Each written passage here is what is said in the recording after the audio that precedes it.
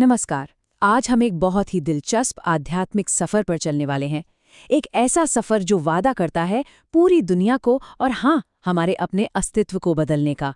सोचिए, लोह युग के घने अंधेरे से निकलकर स्वर्ण युग की सुनहरी रोशनी तक पहुंचना। एक ऐसा रास्ता जहां एक आम इंसान देवता बन सकता है। तो चलिए इस अनोखे बदलाव के पीछे छिपे रहस्यों को परत दर परत खोलते हैं। तो देखिए, ये जो स्रोत है ना, ये दो बिल्कुल अलग अलग युगों की तस्वीर पेश करता है। एक तरफ है लौह युग, मतलब आयरन एज, इसे बताया गया है पुराना, गंदा, थर्ड क्लास। और दूसरी तरफ वो है स्वर्ण युग, यानी गोल्डन एज, जो एकदम नया है, पवित्र है, फर्स्ट क्लास है। तो ये सिर्फ कैलेंडर बदलने जैसा नहीं है, ये तो अस्तित्व की पूरी क्वालिटी का बदलना है, जैसे किसी अंधेरी रात के बाद एक नई सुबह हो रही हो। तो ये जो स्रोत है वो कहता है कि हम जिस दुनिया में अभी हैं ना, वो असल में लौह युग के बिल्कुल आखिरी पड़ाव पर है। इसे एक ऐसी दुनिया बताया गया है जो आप कह सकते हैं हर तरह से भ्रष्ट हो चुकी है, अपवित्र है, और अब इसके खत्म होने का समय आ गया है। मतलब एक पूरा का पूरा साइकिल, एक पूरा युग अब खत्म होने वाला। तो सवाल ये उठता है कि इस तबाही और गिरावट के बीच क्या कोई उम्मीद की किरण है? कोई रास्ता है इस दुनिया से बाहर निकलने का? कौन दिखाएगा वो रास्ता? यहीं पर एंट्री होती है एक सर्वोच्च शिक्षक की, एक गाइड जो इस बहुत बड़े बदलाव के लिए रास्ता दिखाने आते हैं। और ये जो मार्गदर्शन है ना, इसका एक खास नाम भी है, श्रीमत। श्रीमत क्या है? ये उन दिव्य शिक्षक जिन्हें शिव बाबा कहा गया है, उनकी सबसे ऊंची, सबसे बेहतरीन सलाह है।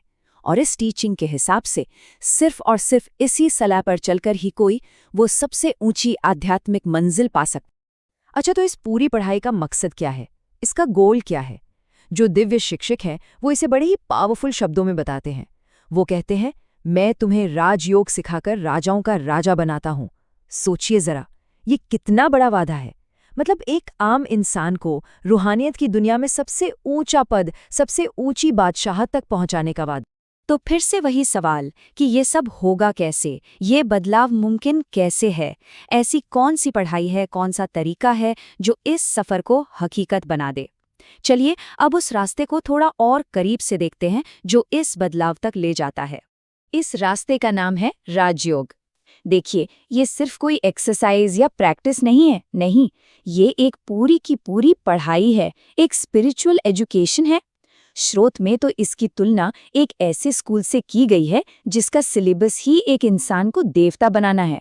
और इस पढ़ाई के जो गोल्स हैं ना, वो बिल्कुल साफ हैं, एकदम क्रिस्टल क्लियर। पहला गोल, इंसान से देवता बनना। दूसरा, जो अभी की गिरी हुई करप्ट हालत है उससे निकलकर पवित्र बनना। तीसरा, स्रोत में एक शब्द इस्तेमाल हुआ है, पत्थर बुद्धि, मतलब जिसका दिमाग पत्थर जैसा हो, उससे पारस बुद्धि बनना, यानी एक दिव्य समझदार दिमाग वाला।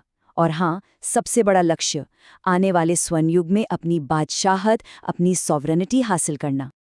अब देखिए, जैसे किसी भी बड़े सफ़र में होता है, इस रास्ते पर भी कुछ चीज़ें हैं जो मदद करती हैं और कुछ हैं जो रुकावटें डालती हैं। तो चलिए देखते हैं कि इस स्रोत के हिसाब से वो मददगार चीज़ें और वो चुनौतियाँ क्या-क्या हैं।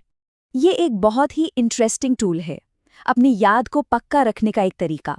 स्रोत में बताया गया है कि एक तस्वीर बनाओ जिसके 3 हिस्से हों। सबसे नीचे अपनी आज की साधारण फोटो, बीच में अपना वो दिव्य शाही रूप जैसा बनना चाहते हैं, और सबसे ऊपर अपने टीचर शिव बाबा। ये विजुअल, मतलब ये तस्वीर, एक पावरफुल रिमाइंडर का काम करती है, लगातार अपने असली गोल की याद दिलाती रहती है।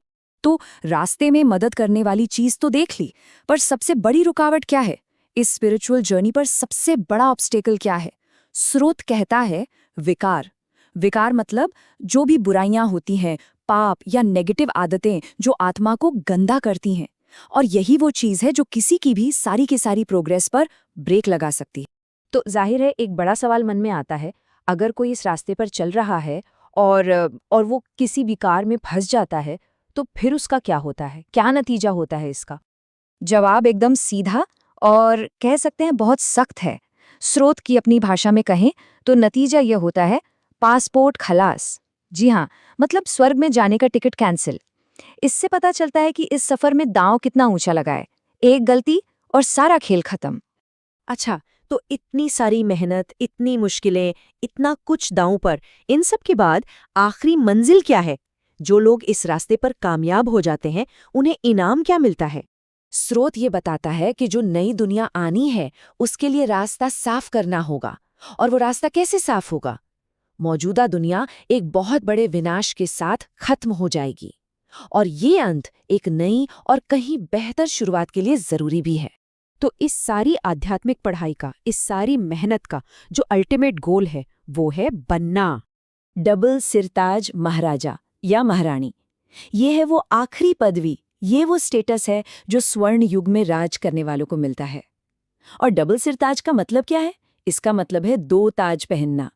एक ताज पवित्रता का, प्योरिटी का, और दूसरा ताज बादशाहत का। मतलब ये स्पिरिचुअल अचीवमेंट और दुनिया की सॉवरेनिटी दोनों का सिंबल। तो कुल मिलाकर देखें तो सबसे जरूरी बात क्या निकल कर आती है? यही कि ये स्रोत स्वर्ग बनाने का एक ऐसा तरीका बताता है जिसकी शुरुआत खुद को बदलने से होती है, सेल्फ ट्रांसफॉर्मेशन से। और ये हमें एक बहुत ही गहरे सवाल के साथ छोड़ जाता है। अपनी दुनिया का रचयिता, अपना भाग्य विधाता होने का असल में मतलब क्या होता है?